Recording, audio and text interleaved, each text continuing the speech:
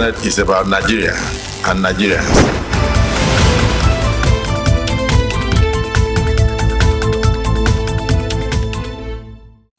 A warm welcome to another interesting episode of Inside the Senate, a program which brings you activities of the senators of the Federal Republic of Nigeria as they pursue their mandate in the Red Chamber of the National Assembly. I am your anchor, Aisha Muhammad Ahmed. The Senate is billed to resume for the year 2024 on the 23rd of January. While it is on break, we shall review some major assignments it carried out while it was in session. We shall also bring you in-depth interviews with some senators on diverse topics. Along these lines, this episode shall recap the last quarter of 2023, highlighting major screenings carried out in the chambers, motions considered, and also bring you an interview with the mover of one of the motions in the persons of Senator Babangida Hussaini Uba from Jigawa North-West. Join me for details of these and more when the program resumes after the break. Please stay tuned. We are fighting for this democracy. This country will definitely improve in terms of development and progress. Nigerians deserve better living. What is executive and the legislature, they are going to put in their best for a better Nigeria.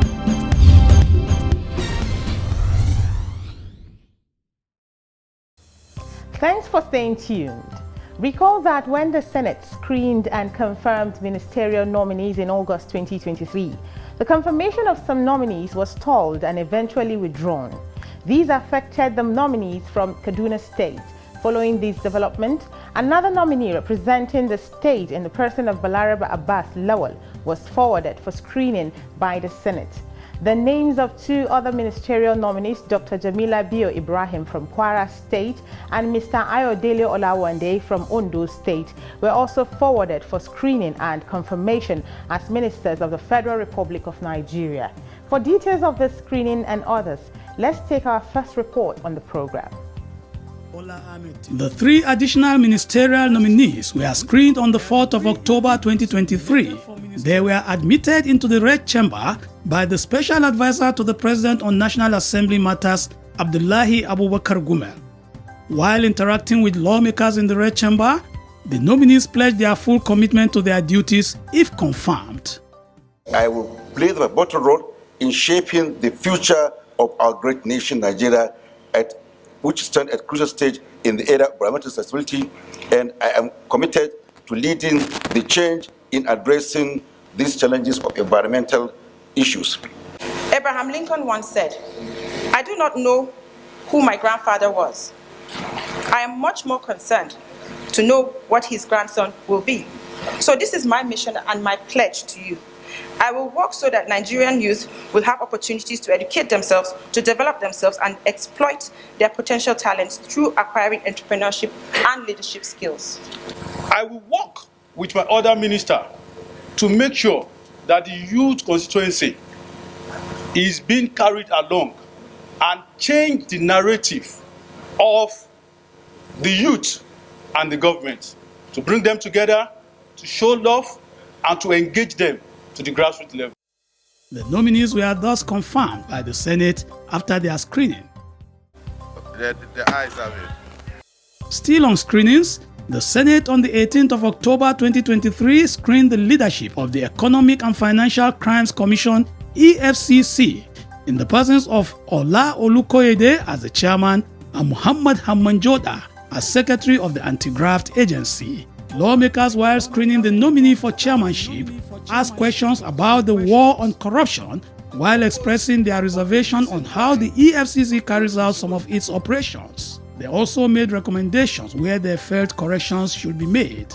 The purpose or the reason why EFCC was established in 2002 during the government of Obasanjo was because Nigeria was excluded for non-compliance as one of the 23 countries that are non-compliant. You know that better than myself. Now that we are in there, and FIU is established with these responsibilities, which was in the EFCC Establishment Act, don't you see conflict there. Those provisions have been repealed automatically by the enactment of the NFIU Act. But again, when it comes to the issue of money laundering and all that, there is no way we can rule out the possibility of areas of overlap. There is no way. But specifically, when it comes to the statutory function of NFIU, all those relevant provisions in EFCC Act have been repealed by the virtue of the establishment of the NFIU and by enactment of the NFIU Act. Don't you think that if a petition is written on someone for financial or economic crime, you should do your due diligence investigation before inviting and detaining the person? Because otherwise you end up detaining innocent people, and at the end of your investigation you find out that the person has not committed the crime. Then what should the person do? Should he also sue you for detaining him, unlawfully? A professional investigator will tell you that before you can invite anyone, at the point of invitation, you must have done 90% of your work. And a thorough investigator should know that. That is what we call predication in investigation. When you receive a petition, you look at it, you carry out a preliminary investigation, and when having established predication, then you can now probably begin to look into other areas. And if now you must bring in the person, that will almost be the last lap of investigation. And I want to also say that there could be exceptions to that rule of predication as well. For example, if you know that the person may escape out of jurisdiction, and that could vitiate the process of investigation, and you need to bring in this person to make statement and all of that, then perhaps it may be expedient for you to put some certain processes in place and just to ensure that the person does not escape. Following the screening, the nomination of both nominees as chairman and secretary of EFCC were confirmed by the Senate. The ayes have it. Next was the screening of the nominees. Still in October, the Senate screened Mr. Chiedu Ebie from Delta State as chairman of the board of the Niger Delta Development Commission (NDDC) and Dr. Samuel Ogbuku from Bayelsa State as the Managing Director Chief Executive Officer alongside 15 others as members of the NDDC board. Your indulgence to recognize the senators representing the chairman nominee, Mr. Chiedu Ebie, on behalf of the team, appreciated President Bola Ahmed Tinubu for the opportunity to serve under the NDDC, just as he pledged their commitment. Permit me to begin by placing on record my immense gratitude to the President and Commander-in-Chief, His Excellency Bola Ahmed Tinubu, GCFR, for finding me and 16 other eminently qualified Nigerians worthy of nomination to the board of the Niger Delta Development Commission.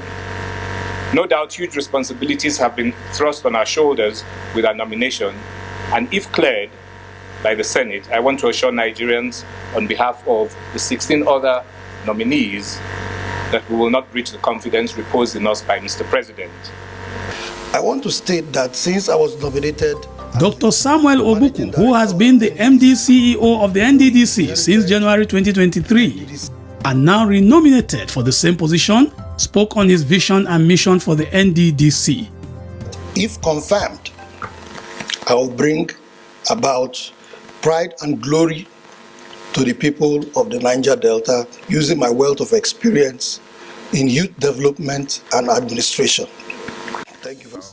All the nominees making up the board of the Niger Delta Development Commission were confirmed by the Senate. The ayes have it.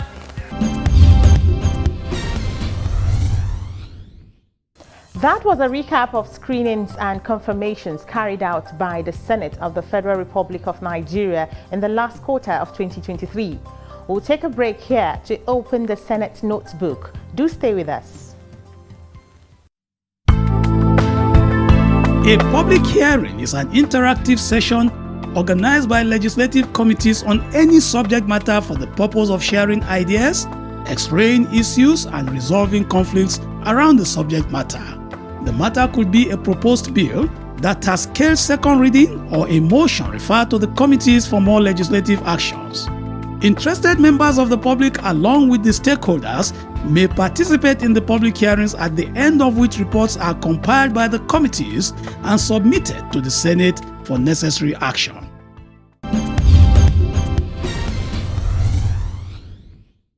Welcome back.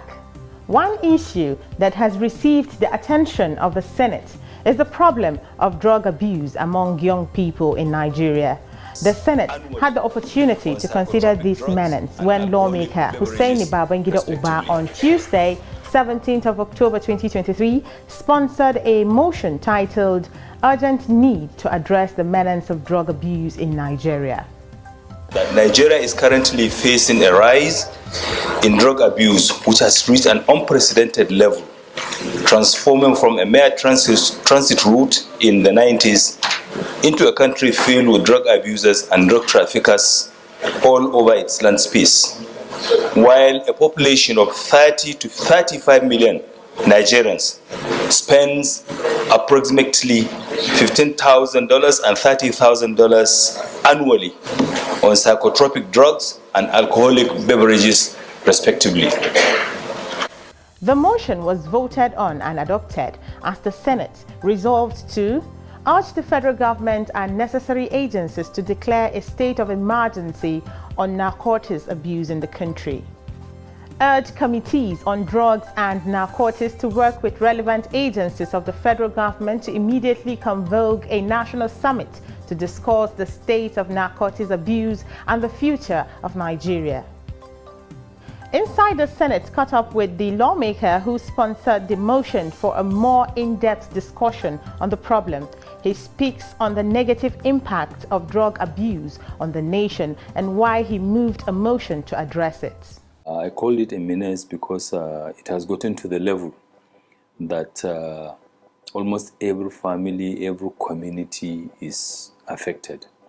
And during the campaigns, I actually saw firsthand the effect and the dangers of drug and substance abuse. And it was a campaign promise I made that once we are sworn into office, I will move a motion because it is something that is very critical to the social well-being of Nigeria and Nigerians. Besides that, the implication is far-reaching because it is practically taking away the future of the nation out of our hands. Those were some of the principal reasons. Senator Babangida speaks on what the 10th Senate plans to do in tackling the menace of drug and substance abuse, in addition to the two prayers for the motion. We also want to look at our curriculum in our schools. It will interest you to know that the general perception is that the drug menace is mostly in secondary and tertiary institutions. But it will shock you to discover that even in primary schools, young children of between 5, 6, 7 years are into drug and substance abuse. So therefore, it is important for us to also include drug and substance abuse education in our curriculum so that our children will be able to be enlightened on the dangers of drug abuse even before they grow up. Because oftentimes, peer group influence, social issues, social problems play a larger part in encouraging young men and women to go into drug and substance abuse. So it's going to be a very large and far-reaching summit that will proffer solutions. And then if there are issues or institutions of government or legislations that we need to change to address these problems, then from the summit, we'll be able to come up with those recommendations that the National Assembly can now legislate upon. The lawmaker also speaks on the need for measures to block the supply chain of drugs by traffickers. If we can block the borders and make sure that only regulated drugs or regulated substances are imported, our seaports, our airports, our land borders are secured, then definitely you will have if you cut the supply chain, it will surely have a very good effect on controlling the importation and the utilization of these drugs. That's one. Secondly, again, beyond even the imported drugs that are considered unregulated and harmful, we also have our local chemists in communities compounding, bringing otherwise harmless drugs, Panadol, Tramadol, ethanol, combining them together, including local herbs, to compound and bring a dangerous compound that is detrimental and harmful. So the issue goes beyond even controlling import. It also goes about regulating the usage both at home. I want to see a day in which our chemists will not be able to sell any unprescribed drug. Senator Babangida calls on parents, religious leaders and traditional rulers to also play their parts in the fight against drugs and substance abuse. Parents have to really wake up to their responsibility, monitor what their wards are doing, both in school and out of school. Also regulate and see, because normally it is peer group influence also plays a part. So watch and notice the kind of friends your children keep. If you're able to have that understanding, and then of course engage your children oftentimes in conversations, advise, counsel them, and then the church and the mosque have a huge role to play here. Beyond the Sunday and Friday sermons, time must be created to be educating our children on the dangers of drug abuse coming from the pulpit or from the mosques. Definitely it will have an effect. At the same time, our traditional leaders also have to wake up to this reality. In addition to prayers, Senator Babangida suggests more ways to tackle the menace. In the 70s and 80s, Nigeria was a transit point. Today, we are not only a consuming nation, we are a producing nation. If you go to the south around the deep, thick forest, you find hectares and hectares of Indian hemp being cultivated, so unhindered. And that's why we are looking forward to strengthening the institutions, NDLA, the police, the army, the navy, all the security agencies, to be able to tackle the menace of drug abuse. At the same time, our hope and prayer is that we will reach the point that we will incorporate drug and substance testing, maybe amongst our youth and amongst our uniformed men and women, as often as possible, maybe twice a year. Sportsmen do it. At every meet, sportsmen are subjected to doping test. There is no harm in introducing it in maybe the police, the navy, the army, anywhere, any of the security agencies. Those are some of the takeaways, and those are the things we are looking forward to. Those were highlights of our chats with Senator Babangida Hussaini Uba from Jigawa North-West Senatorial District, where he spoke on the ills of drugs and narcotics to the nation, highlighting steps being taken by the Senate to address it.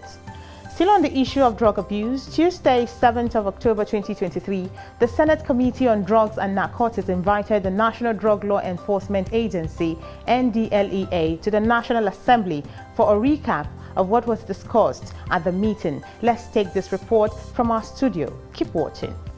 The NDLEA team was led by its Director General, Brigadier General Buba Marwa, retired. While welcoming the visitors, Chairman of the committee, Senator Ibrahim Hassan Dankwambo, said the meeting was to get acquainted with the agency so as to identify its areas of challenges. We need to know the people we will be working with, what they do and how we will assist them. But from the first meeting we had from the committee members, I want to assure you that the members are fully committed to working going forward. And everybody that spoke that day assured us that he will contribute and do his best towards promoting and eradicating or limiting the use of drugs and narcotics in Nigeria. The NDLEA boss, in his remark, highlighted the negative impact of drugs and narcotics abuse on the entire nation. There is no greater problem facing the Nigerian people today greater than drug abuse. It is our greatest single challenge. Families, communities, young people and old men and women, indeed the very fabric of our society is daily being destroyed by drug abuse. Insecurity is daily being aggravated by drug abuse. Rapists, murderers, assassins, insurgents, terrorists, kidnappers, bandits, indeed all forms of criminals, they all use drugs. Yeah. Unless we address the drug challenge, this nation is doomed. According to Marwa, the 2018 Drug Abuse Survey produced by Nigeria and the United States Office on Drugs and Crimes shows that 14.4% of Nigerians between the ages of 15 and 64 have used drugs in the previous year, which is about 3 times of the global average. The DG also highlighted needs and challenges of the NDLEA to include low strength of personnel, inadequate welfare and insurance for personnel, lack of barracks for personnel, among others. Deputy Chairman of the committee, Senator Osita Ungu, while responding, reiterated the support of the 10th Senate to the NDLEA. That you need from our side. We're all passionate. Drug abuse is a menace to our society. And if we don't deal with it now, it will deal with us. So whatever support we are going to give, we are going to wholeheartedly give it to you so that we'll continue this fight to eradicate drugs from our streets and make our youth useful. So thank you very much and keep it up, sir.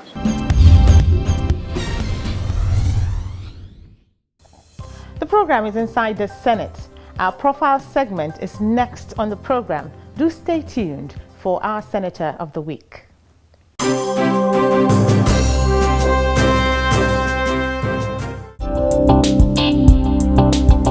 Senator Ibrahim Hassan Dankwambo was born at the Herwagana area in Gombe City in present-day Gombe State of Nigeria on 4th April 1962. He attended Central Primary School Gombe from 1969 to 1976 and Government Secondary School Biliri from 1976 to 1981, all in Gombe State, where he obtained his first school leaving certificate and secondary school certificates respectively. After his secondary education, he gained admission into Ahmadu Bello University Zaria in 1981, from where, in 1985, he graduated with a Bachelor of Science degree in accounting. Senator Dankwambo later enrolled for Masters of Science degree in economics at the University of Lagos, graduating in 1992. From 1997 to 1998, he enrolled for a postgraduate diploma in computer science at the Delta State University, Abraka, Delta State, and later bagged a Doctor of Philosophy in Accounting from Igbinidion University in Okada, Edo State. Senator Dankwambo's professional career took him to both the private and public sectors of the nation's economy. He started with Coopers & Lybrand International, a firm of chartered accountants now called PricewaterhouseCoopers, between 1985 and 1988. From 1988 to 1999, he was at Central Bank of Nigeria. From the Central Bank of Nigeria, he was appointed as the Accountant General of Gombe State, after which he was appointed Nigeria's Accountant General of the Federation on 20th of April 2005. In January 2011, he resigned to contest election for the office of Governor of Gombe State. Senator Ibrahim Hassan Dankwambo was elected Governor of Gombe State on the 26th of April 2011 and got re-elected in 2015 to serve a second term. In the 2023 general elections, Senator Dankwambo was elected into the Senate of the Federal Republic of Nigeria under the People's Democratic Party (PDP) to represent Gombe North Senatorial District in the 10th Senate, where he currently serves as the Chairman, Senate Committee on Drugs and Narcotics.